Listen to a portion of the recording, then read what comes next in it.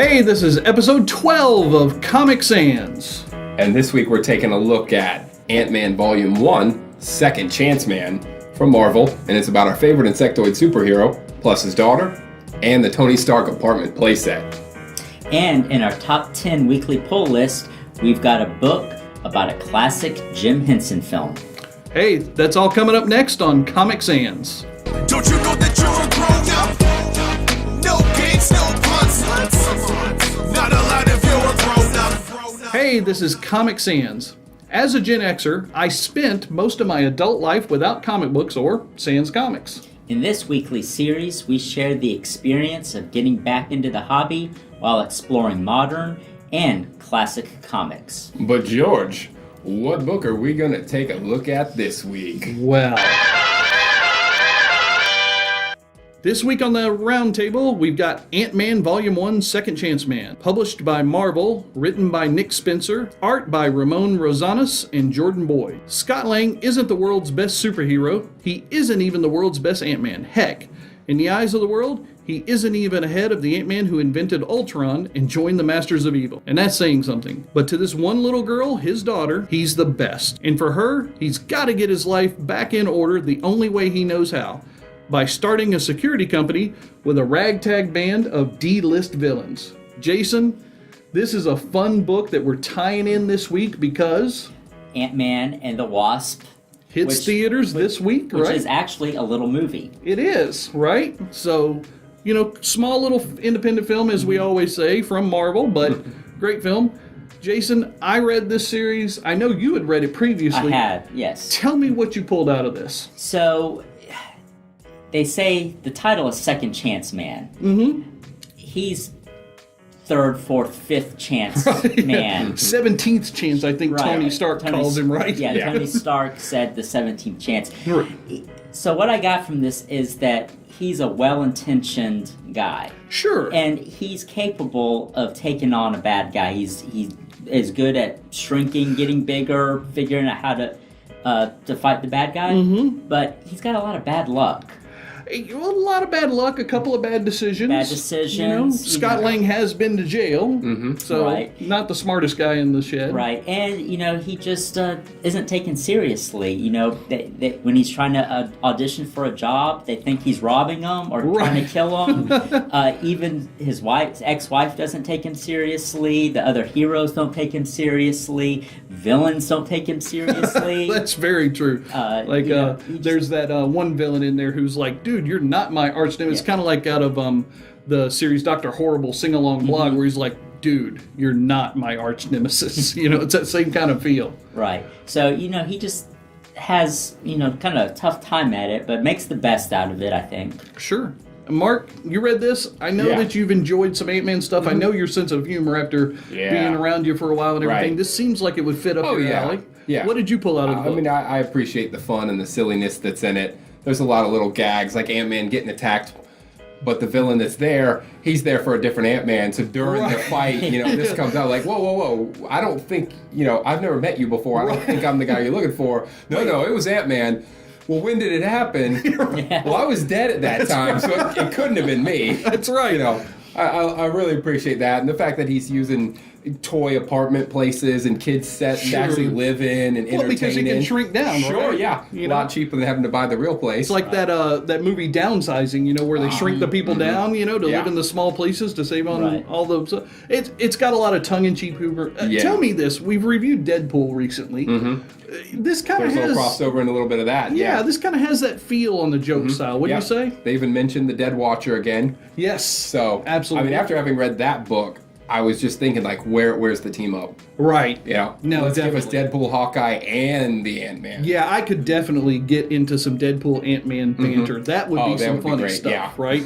If Marvel and who is it, Sony that owns Deadpool right now in the film industry, if you ever put those two actors, Ryan Reynolds and Paul Rudd, man, that's going to be some fun on-screen dynamics. That would be pretty awesome. Now, we've got some great humor. We've got the second chance down on his luck guy, but you guys know I'm a father of three. So I'm going to really attach to the storyline in this about a guy trying to do right by his kid. You know, he is divorced, And like you said, his wife doesn't take him seriously, but you can see she still kind of cares about him. She does care about him. You know, and she's doing that really good job of, you know, co-parenting. Like, she's really trying to let him come into his own, but she's like, hey, look, we've got to move away from New York. New York keeps getting taken over by aliens, giant hulks running down the street. We've got to get our daughter somewhere safe, so she takes her to Miami. Yeah. You know? Yeah, I've been to Miami. Yeah, that's the safe spot she picked. Yeah. Well, comparatively, I mean, you know, it has a reputation. it does, but, you know, but I like the fact that everything keeps pulling him back to, you know, I've done this wrong. I've got to do it better for my daughter. Okay, I'm trying to get this job going. I've got to do it for my daughter. Okay, I'm going to start my own business with these crazy guys just for my daughter. You know, that pulls at a heartstring for me. That's, you know, I could see myself if I was in a similar situation. Thank goodness I'm not. But if I was, I could see myself going to those kind of extremes to try and help my children or be a good example for my children. For me, that's what it's all about. I love that they were able to do this. I'm not sure when this series came out. It was a few years ago, About right? 2015. 2015, so about 3 years ago. Definitely something that's timely and topical no matter when it comes out. You know, parents looking after their kids. But also some great humor. Yeah. We get a guy who we all like, giving him a second chance. Right. Now let's dive into our ratings so we can see what those chances look like. Jason, what's your rating on this book? So it's a fun superhero book, and it sort of gets into a little bit of everyday life of the superhero. Sure. I give it 4 tokens. 4 tokens? 4 tokens, yeah. All right. Yeah. Fair enough. Okay. Mark, how about you? I give it 4 tokens with a smile. Wow. I think that's perfectly okay. good. You know? Nice. You know, you would think that my rating would be higher, and I was going to go 3.5 tokens on this one, but after the three of us discussing it now, honestly, just right now, I've decided I'm going to go 4 tokens as well. Awesome. It was a fun book. I enjoyed it. I love the line that you pulled up about the guy in a bear suit, and he's like poking him. You're bad. You're Ant-Man. Is like, which Ant-Man? Yeah. You know? There's some good, funny stuff in there, and it's well worth your read. It's in trade paperback form. It is. Right? So you can pick it up on Amazon. You can pick it up at your local bookstore. I guarantee they're going to have some copies with the movie coming out. Comixology also is running some specials or something on Ant-Man stuff right now. So go out there, check it out. It's a great book. We really enjoyed it. You will too. Right now on the Comic Sans Weekly Top 10 Pull List, for kids and young readers, Chloe is a cheerful and likable girl who's always laughing and having fun. One day, Chloe is playing and suddenly, rain! It's Chloe in the Cloud, issue number 1 from Amigo Comics. Meet the new Lieutenants of Metal, a precision strike force ready to face any threat in New Lieutenants of Metal, number 1 from Image. Leslie is a simple pig girl. She loves sushi, she's stuck with a job she hates, and she lives under a brutal government that punishes anything deemed unnatural. It's Unnatural issue number 1 from Image. Set in the world of the Black Hammer series, but 1,000 years in the future, a collection of superheroes must band together to save the planet from an authoritarian regime. In the Quantum Age issue number 1 from Dark Horse. It's the wedding you never thought you'd see. The matrimony is real as Bruce Wayne and Selena Kyle are set to tie the knot in a can't-miss extra-length milestone issue that will reshape Gotham City. Batman issue 50 from DC.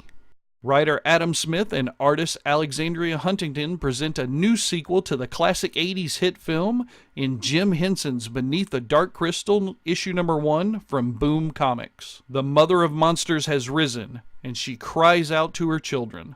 The bonds of supernatural blood are strong in Dark Arc number 8 from Aftershock. An all-new threat faces Earth while the team faces turmoil from within and must overcome all obstacles to prove their worth in a world that desperately needs its heroes. It's Project Superpowers issue 0 from Dynamite. The Master Matrix and all the secrets of S.H.I.E.L.D.'s LMD program have been unearthed. At the heart of this program were Mary and Richard Parker, aka the Amazing Spider Parents. Spider-Man and Deadpool, issue number 35 from Marvel. The Wasp and Ant-Man are trapped in the microverse, which sucks for them, but it's even worse for the even more tiny people our heroes can't help but threaten by their very existence. In Ant-Man and Wasp, number 3 from Marvel.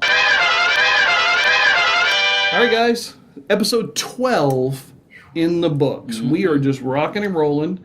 I know I'm thinking about going and seeing Ant-Man this weekend. Mark, how about That you? would be a good time. Yeah. Yeah? I'll be there. You're going to be, of course, Jason's always there for all the Oh films. yeah, well, short people have to stick together. I gotta support the tiny superhero. Nice. Guys, really enjoyed it. Jason, great to have you here. Love it as always. Yeah. Mark, Another fun episode.